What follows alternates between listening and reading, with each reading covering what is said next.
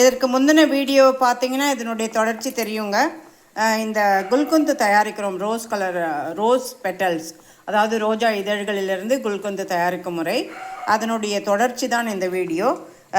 ஃபைனலாக நம்ம இறக்கிறதுக்கு முன்னாடி இந்த ஒரு 5 இந்த கப்பில் நம்ம ஒரு கப்பு இதழ் போட்டோம் இல்லைங்களா, அதுக்கு ஒரு 5-6 ஏலக்காயும் 5-6 கிராம்புகளும் இதில் போடுறோங்க.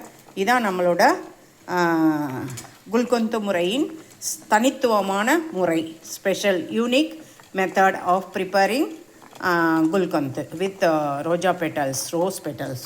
ஸோ இதை நம்ம இறக்கி நம்ம இதை நல்லா மிக்ஸ் பண்ணணுங்க. மிக்ஸ் பண்ணிவிட்டு தேவையானால் ஒரு 2 ஸ்பூன் ஹனி சேர்த்துக்கலாங்க.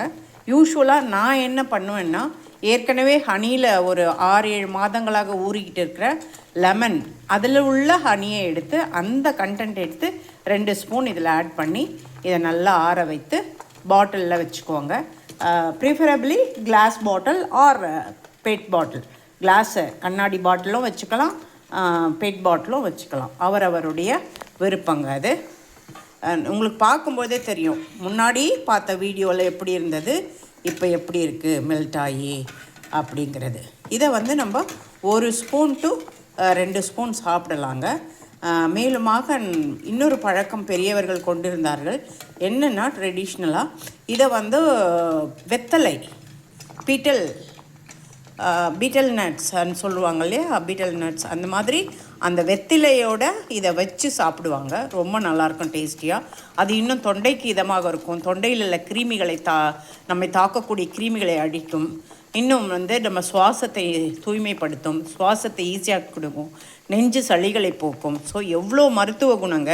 உணவே மருந்து அப்படிங்கிற இதுக்கு தான் வரோம். நம்ம சொல்கிறாங்க, நம்ம பெரியவர்கள் சொல்லியிருக்கிறாங்க, ancestors traditional South Indian medicinal plants வச்சு எப்படி இதெல்லாம் தயாரிக்கிறது, பயன்படுத்துறது, பலன்கள் அப்படின்னு நிறைய சித்தர்கள்லாம் டாக்குமெண்ட்ஸ் பண்ணியிருக்காங்க.